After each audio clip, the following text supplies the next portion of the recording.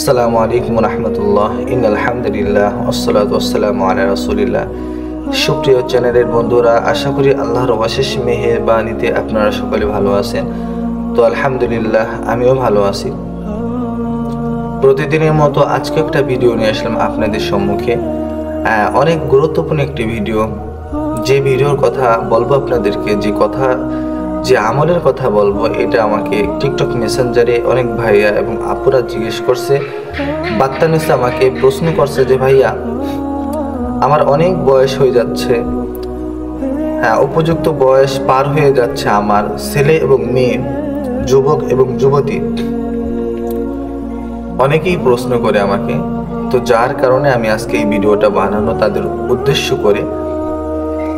তো যাদের বয়স হয়ে গেছে বিবাহর কিন্তু বিবাহ হচ্ছে না, তো তারা যদি আপনারা একটা আয়াত আমি দিব, ডিসক্রিপশন বক্সে লিখে দেব, ওই আয়াতটা যদি আপনি তাবিজ বানিয়ে জাফরান কালি ধারা লিখে এরপরে তাবিজ বানিয়ে এরপর আপনি মাজায় বা গলায় বাঁধলেন, কোমরে বা গলায় যদি আপনি ঝোলায় রাখেন, তাহলে অতি দ্রুত অতি তাড়াতাড়ি করে আপনার বিবাহর ব্যবস্থা হয়ে যাবে ইনশাআল্লাহ। এরকম অনেক আপু এবং ভাইয়ারা উপযুক্ত বয়স হওয়ার পরে তারা খুব টেনশন এবং ডিপ্রেশনের ভিতর পড়ে যায় যে আমাকে দেখতে আসে ছেলেপক্ষ, কিন্তু কোনো মতেই আমার বিবাহ হয় না। ছেলেপক্ষ আসার পরে দেখার পরে বাসায় যখন চলে যায় তখন তো তাদের জানানোর কথা থাকে, কিন্তু তারা কোনো কিছুই জানায় না। তো এরকম সমস্যা হচ্ছে, অনেকবার করে কিন্তু কোনো মতেই বিয়ে হচ্ছে না। ঠিক এরকমভাবে অনেক ছেলের পক্ষেও হয় যে ছেলেকে কেউ কোনো নারী বা কোনো মেয়ে পছন্দ করে না দেখতে গেলে পরে, তারও এরকম করে বিয়ে আটকে থাকে।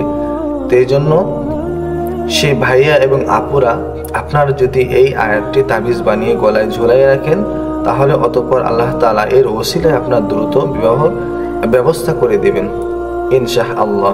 তো আপনি এটি আমল করতে পারেন, এই তাবিজটি বানিয়ে করতে পারেন। আশা করি ভাইয়া এবং আপুরা বুঝতে পারছেন।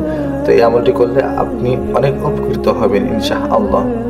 তো সকলে ভালো থাকবেন প্রিয় ভাই এবং বোনেরা। আর যারা নতুন ভিডিওটি দেখতেছেন, প্লিজ সাবস্ক্রাইব করে দেবেন, লাইক কমেন্ট শেয়ার করে পাশে থাকবেন এবং সাপোর্ট করবেন। আর যারা পুরাতন সাবস্ক্রাইবার আছেন, যারা সাবস্ক্রাইব করছেন, তো সকলকে আমার অন্তরস্থল থেকে ভালোবাসা এবং অভিনন্দন। সকলে ভালো থাকবেন। আসসালামু আলাইকুম ওয়া রাহমাতুল্লাহি ওয়া বারাকাতুহু।